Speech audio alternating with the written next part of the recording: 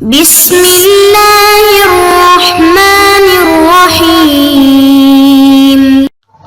اعوذ باللہ من الشیطان الرجیم بسم اللہ الرحمن الرحیم الحمد للہ رب العالمین وصلی اللہ علی سیدنا محمد وآلہ الطاہرین وصحبہ المنتجبین۔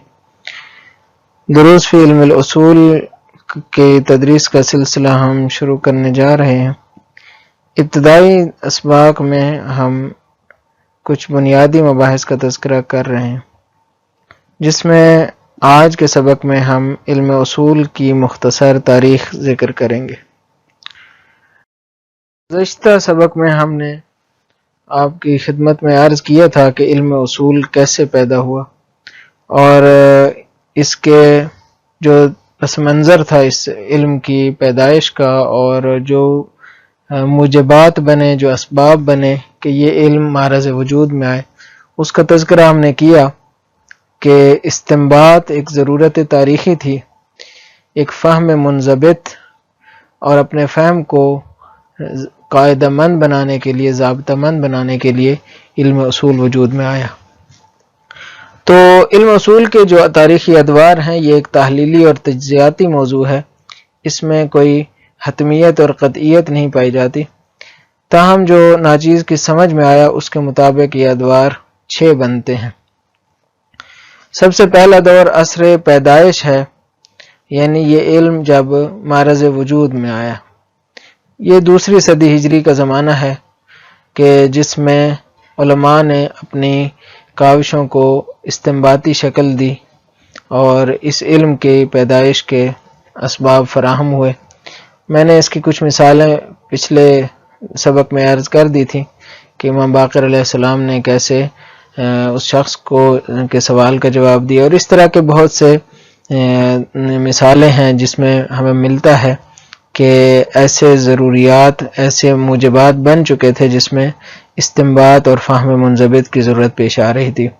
جس طرح کہ خود روایات کے اندر تعارض کا وجود اور روایات کے اندر ایسی چیزیں وجود میں آ جانا کہ جس میں تنقیح کی ضرورت پیش آئے، تو یہ بھی ایک ضرورت تھی۔ جس طرح کہ آج علم اصول میں تعادل تراجیح کی مباحث آتی ہیں، یہ اس وجہ سے ہے کہ خود روایات کے اندر ہمیں تضاد کی شکل نظر آتی ہے۔ بہرحال وہ تعارض جو ہے وہ یا اولیہ ہوتا ہے یا قطعی ہوتا ہے اور استمراری ہوتا ہے۔ تو بہرحال یہ تاریخی طور پر ہمیں عصر پیدائش جو ہے 2 صدی میں نظر آتا ہے۔ اس کے بعد ایک دوسرا زمانہ ہے عصر تدوین کا، کہ جہاں یہ علم مدون شکل اختیار کرتا ہے، یہ 3 سے 5ویں صدی کا دور ہے۔ اس کے بعد پھر رکود کا زمانہ آتا ہے جس کو میں نے ذکر نہیں کیا۔ پھر عصر تکامل جو ہے 7ویں سے 10ویں صدی کا ہے، اور عصر تکامل کے بعد عصر اخباریت ہے، یعنی بازگشت، دوبارہ لوٹنا اخبار کی طرف اور علم اصول کو خیرباد کہنا یا علم اصول کے جتنے نتائج ہیں ان کو رد کرنا، یہ عصر اخباریت کا خاصہ تھا۔ اس کے بعد عصر نقد ہے جو 12ویں سے 13ویں صدی تک ہے، جن کا کام ایسے علماء پیدا ہوئے وحید بہبہانی جیسے جنہوں نے اخباریت کو نقد کیا۔ اور پھر عصر تجدید ہے جو 13ویں صدی کے اواخر سے شروع ہوتا ہے اور عصر حاضر تک جاری رہتا ہے۔ آئیے ان ادوار کو دیکھتے ہیں، اس کی تھوڑی سی تفصیل جاننے کی کوشش کرتے ہیں۔ جو عصر تدوین ہے علم اصول کا، عصر پیدائش کو ہم نے ذکر نہیں کیا کیونکہ اس میں مختلف پراکندہ نظریات ہیں، تو اس حوالے سے ہم نے اس کی تفصیلات گزشتہ اس میں ویڈیو میں بھی عرض کر دی تھی، اس لیے اس کو یہاں پہ تکرار نہیں کیا۔ تو عصر تدوین جو ہے جس میں مختلف کتابیں تالیف ہوئیں، اس کی تفصیلات بھی ہم نے گزشتہ سبق میں عرض کر دی تھی، لیکن اسے دہرا دیتے ہیں کہ سب سے پہلے حسن ابن موسیٰ نوبختی کی کتاب نظر آتی ہے، اس کے بعد ابن جنید بغدادی ہیں، پھر شیخ مفید ہیں، سید مرتضیٰ ہیں، اور شیخ توسی ہیں عدۃ الاصول میں۔ تو یہ وہ علماء ہیں جنہوں نے اس علم کی ابتدائی شکل مدون کی اور اپنے نظریات پیش کیے۔ تاہم یہ نظریات جو ہے وہ ظاہر تکامل کے محتاج تھے۔ شیخ طوسی نے اپنے شاگردوں پہ ان کا اتنا رعب تھا کہ اس کے بعد ایک زمانے تک رکود نظر آیا اور شیخ طوسی نے خبر واحد کی حجیت ثابت کی، تاہم بعد میں آ کے ایک 1.5 صدی کے بعد جو ہے وہ ابن ادریس آئے اور انہوں نے ان کے نظریات کو خصوصاً خبر واحد کے حوالے سے رد کیا۔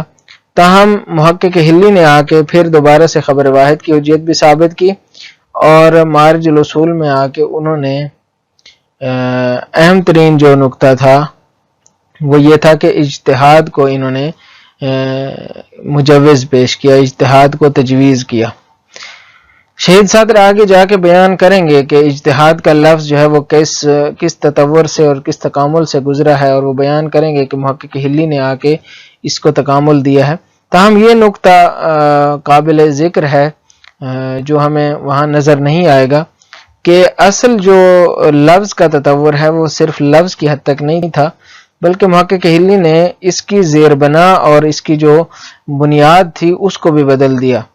فرق کہاں پہ تھا؟ فرق یہ تھا کہ محقق ہلی نے معذوریت مجتہد کا نظریہ پیش کیا، یعنی اس سے پہلے جو علماء تھے وہ معذوریت مجتہد کے قائل نہیں تھے، لیکن محقق ہلی نے آ کے مجتہد کو معذور قرار دیا، کہا کہ ایک غلطی ہو جاتی ہے اگر مجتہد سے تو وہ معذور ہے عند اللہ۔ یہ بنیاد بنتی ہے اجتہاد کی جو ہمیں پہلے نظر نہیں آتی، بلکہ برعکس نظر آتا ہے کہ اگر خطا کرے گا انسان تو اس کو بہت بڑے عذاب کا سامنا بھی آ سکتا ہے، جس طرح قاضی کے لیے لکھا ہے کہ اس کو اگر خطا کرتا ہے تو اس کو بہت بڑی غلطی، اس کا ازالہ جو ہے وہ ممکن نہیں رہتا اس کے لیے۔ تو اس طرح کا نظریہ پہلے علماء کے درمیان موجود تھا جو کہ محقق ہلی نے آ کے اس کو تبدیل کیا۔ علامہ ہلی نے نہایت الوصول الی علم الاصول لکھی اور اس کے بعد شیخ حسن کی کتاب معالم الاصول، جس کی وجہ سے یہ صاحب معالم کے طور پر جانے جاتے ہیں۔ تو یہ ایک زمانہ تھا جو 10ویں ہجری تک تھا۔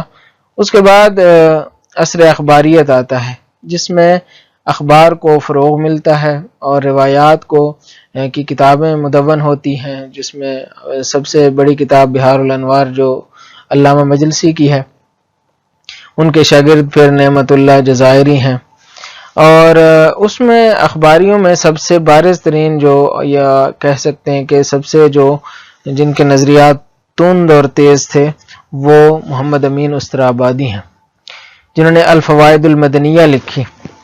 الفوائد المدنیہ میں انہوں نے اپنے افکار کا خلاصہ پیش کیا۔ یہ کیونکہ مدینہ میں ظاہراً سفر کے دوران لکھی تھی، اس لیے اس کا نام الفوائد المدنیہ انہوں نے دیا۔ تو استرابادی کے ہم افکار و نظریات کو اخباریت کے جو مین نظریات ہیں ان کا شاخص قرار دے سکتے ہیں، اگرچہ بعد میں اخباریت بہت ہی متعادل ہو گئی، خصوصاً صاحب حدائق نے اخباریت کو، یعنی شیخ یوسف بحرانی نے اخباریت معتدل کر دیا تھا ان کو، اخباریوں کو، یا اس کے بعد جو ہے وہ فیض کاشانی آتے ہیں۔ تو اخباریت بعد میں بہرحال ایک اعتدال کی شکل روب اعتدال ہو گئی تھی، لیکن جو ابتدائی شکل تھی وہ بہت ہی اس میں ہمیں افراط نظر آتا ہے بعض چیزوں میں۔ سب سے پہلا جو نظریہ تھا وہ یہ تھا کہ ظواہر کتاب اللہ کی حجیت کی انہوں نے نفی کر دی، اور کہا کہ کتاب اللہ کے جو ظواہر ہیں ان کو مفسر کی ضرورت ہے اور وہ مفسر معصوم ہوتا ہے، اور اس لیے جو ہے وہ کتاب اللہ کی ذاتی حجیت نہیں ہے، بلکہ ان کے روایات کی جب اس کو تفسیر آتی ہے تو وہ تفسیر کی روشنی میں ہی اس کی حجیت بنتی ہے۔ یہ ایک نظریہ تھا۔ دوسرا نظریہ یہ تھا کہ حکم عقل کی حجیت انہوں نے اصولی مسائل میں نفی کر دی، جبکہ جو علم اصول کے جو ماہرین تھے وہ اس کو مانتے تھے اور تلازم کی بحث کرتے تھے اور ملازمے کے قائل تھے، جس کو یہ اخباریوں نے نہیں مانا۔ اور تیسری بات جو استر آبادی نے کی وہ یہ تھی کہ اجماع حجت نہیں ہے، چاہے وہ محصل ہو چاہے وہ منقول ہو، اس کی حجیت ثابت نہیں ہے۔ اور چوتھی جو بات تھی وہ یہ تھی کہ کتب اربع قطعی ہیں، 4 کتابیں یعنی کافی، تہذیب، استبصار اور من لا یحضر، یہ قطعی ہیں، یقینی ہیں، اور ہمارے پاس ایسے قرائن موجود ہیں جس کی وجہ سے ہمیں یقین ہے کہ یہ ساری کی ساری معصوم کی سے صادرہ روایات پر مبنی ہیں، اور اس وجہ سے ہم ان کو حجت مانتے ہیں اور ان کے اوپر عمل کریں گے۔ تو یہ عصر اخباریت تھی جس کے یہ شاخص تھے کہ اصل یہ روایات ہیں، اور روایات ہی کی روشنی میں ہم نے احکام لینے ہیں۔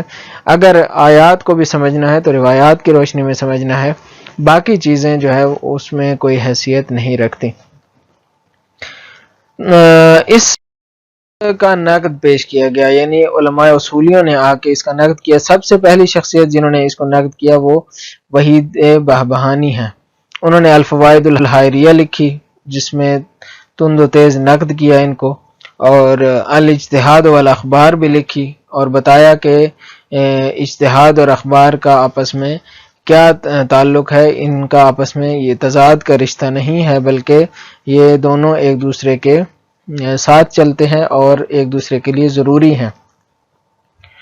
اس کے بعد مرزا ابو القاسم قمی ہے، صاحب قوانین، جنہوں نے سد باب علم کا نظریہ دیا، دلیل انسداد پیش کی اور اس سے ظنون کی حجیت ثابت کرنے کی کوشش کی۔ پھر شیخ انصاری ہیں، صاحب رسائل فرائد الاصول، انہوں نے لکھی۔ یہ حد واسط ہیں میان نقد اور تجدید، یعنی یہ ایک طرف سے ناقد بھی ہیں اور نقد بھی کرتے ہیں۔ انہوں نے استر آبادی کو باقاعدہ طور پہ حجیت کتاب کی بحث میں نقد کیا، عقل کی مباحث میں نقد کیا۔ دوسری طرف سے شیخ انصاری صاحب سبق ہیں، ان کے اندر تجدید کا عنصر بھی ہمیں نظر آتا ہے۔ ان کی خود تقسیم احکام اور اس ابتدائی طور پہ جو انہوں نے اپنی کتاب کو تقسیم بندی کی ہے یہ بھی تجدید کا شاخسانہ ہے، یعنی دلائل کو اور احکام کو قطعی اور ظنی اور مشکوک میں تقسیم کیا، اور پھر قطع کی مباحث پہلے پیش کی، اس کے بعد ظن کی مباحث پیش کی، اور اس کے بعد پھر شک یعنی اصول عملیہ کی مباحث پیش کی، اور پھر تعادل تراجیح کی مباحث پیش کی۔ تو یہ خود ایک تقسیم جو ہے تجدید کے اوپر مبنی ہے۔ اس کے علاوہ بہت سے نظریات ہیں، مصلحت سلوکی کا نظریہ ہے، مختلف نظریات میں شیخ انصاری مجدد بھی شمار ہوتے ہیں علم اصول کے، تو تجدید بھی ان کے آثار میں ہمیں نظر آتی ہے اور نقد بھی نظر آتا ہے، تو ان کو حد واسط قرار دے سکتے ہیں نقد اور تجدید کے درمیان۔